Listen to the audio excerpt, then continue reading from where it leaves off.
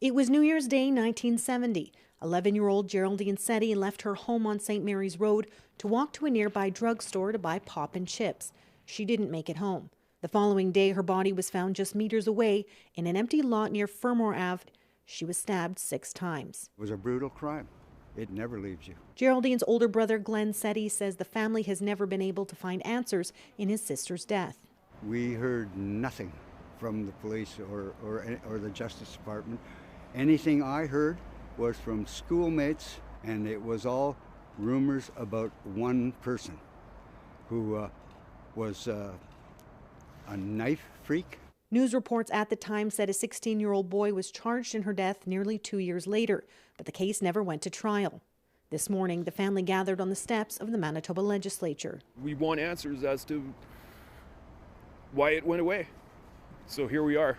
Ryan Settee is Geraldine's nephew. He decided to start looking into his aunt's death about a year ago. He says he hasn't been able to get an answer from the Crown or the Justice Minister. We have requested those meetings and they don't want to talk to us. The family says just weeks before her death, Geraldine got a threatening phone call. It frightened her so much she fainted the next day when the phone rang. After her death, the family learned 2 other teens in the area had been threatened by a youth with a knife just a week before Geraldine was killed. The Settees believe the same person is responsible for Geraldine's death.